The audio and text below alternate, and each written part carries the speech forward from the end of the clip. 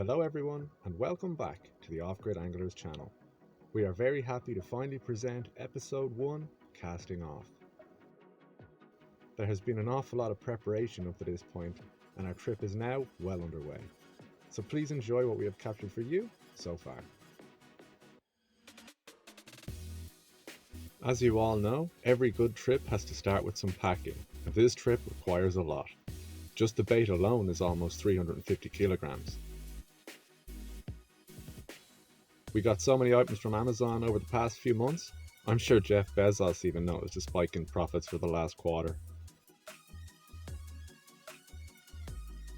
We both live by the rule, we would rather have something and not need it, as opposed to need it and not have it.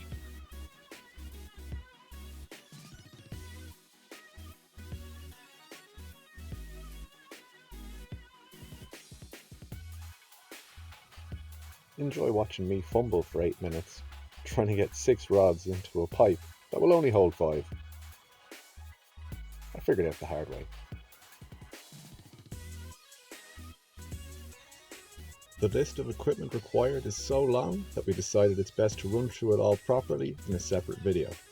Let us know in the comments if this is something you would like to see.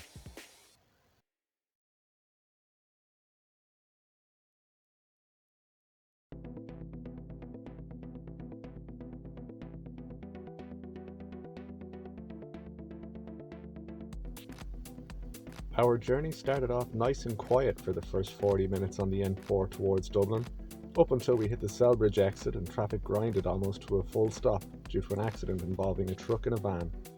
I've just put a glimpse in at the end as I didn't want to subject anyone to 40 minutes of tailbacks. Happy to say both drivers survived and we wish them a speedy recovery. A quick dash through town, but definitely not speeding, we make our way onto the ferry to Holyhead.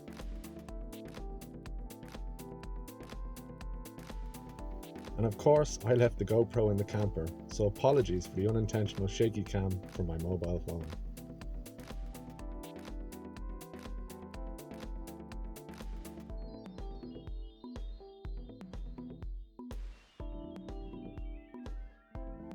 After just under 3 hours on the ferry, we land in Holyhead and hit the road again, welcomed by the scenic coastal views of the Irish Sea.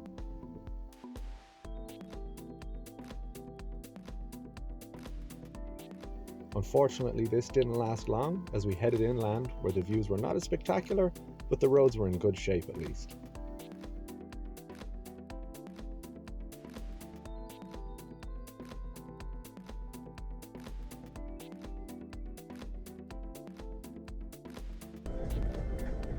Hello mate, how are you? Yeah, of course. How many people on board? Just me and himself. Right, now, are you okay with your dog going through the No. If I shouldn't go through it, he shouldn't go through it. So now we load onto the train with an X-ray free Chewy, as the staff were nice enough to accommodate me with a vehicle swab test instead. It was my first time travelling on the Channel Tunnel, and it was certainly an experience, even though we weren't allowed to exit our vehicles. Hi everyone, thanks for tuning in. Finally on the train. It's been an eventful day. Nearly didn't make the ferry this morning. There was a truck jackknife on the N4 on the way in. We were lucky the lights were all green on the way through town, otherwise I wouldn't be sitting on this train right now because we would never have made it. We were the last 2 cars on the ferry. Very lucky to have gotten there in time. Got to England, it was just lashing rain, absolutely miserable. I thought it was bad in Ireland.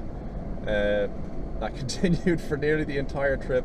The last half hour of the journey has been dry. That was nice. We were able to take the boys out for a run before we got onto the train so they could do their business. They stayed dry so there isn't muck everywhere now, right Chewy? So we're on the train now. Next stop Calais, and we're just going to drive for a while, find somewhere to sleep for a couple of hours and then continue and hopefully get ourselves to Spain by morning. So yeah, enjoy more clips of us on the road. And so here we arrive in France at the port of Calais. We make sure to remember that we will be driving on the opposite side of the road from here on out. It was after 10 at night, so the roads were quiet and I was settling in for a long drive with Gary leading the way when I was suddenly startled by a bright flash in my face. Apparently, I was under the minimum distance required from the vehicle in front while travelling down a long hill. I won't be making that mistake again. Another interesting fact about France is that their motorways have almost more tolls on them than they do cars. And by the time we had finally reached the Spanish border, we had paid more than €250 each, with the most expensive toll being €68. Next time, I think I'll stick to the regional roads and just add half a day to the journey. We were very happy to finally reach the Spanish border, where the scenery almost exploded into forest-covered mountains with tunnels bored straight through the middle. And the fact that diesel had now dropped 40 cents a litre compared to France, we were quite content with the last leg of the journey to the source of the river Ebro. And so we arrive in Fontibre. After navigating some slightly narrow roads, we parked up to go for a walk and see where the river began. The rain was heavy and the wind was harsh enough to block up the microphone port and stop all audio for this next part. Don't listen to that guy anyway, he's full of it.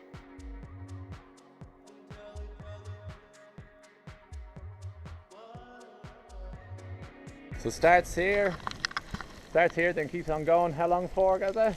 900 plus kilometers, we believe.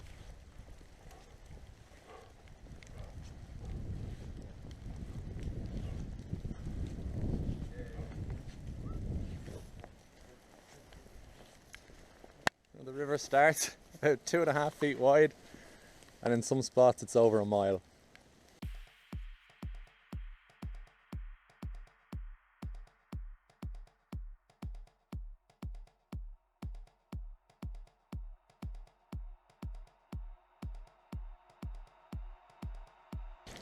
It was getting pretty wild, so we decided we'd put the dogs back in the van, give them a chance to dry off.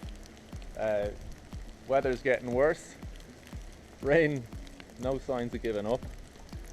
Myself and Gaza shall carry on.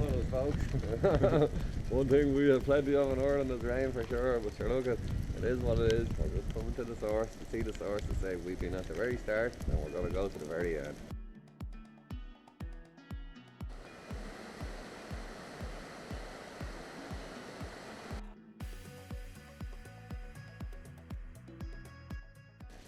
Alright guys, that's it from us at the source.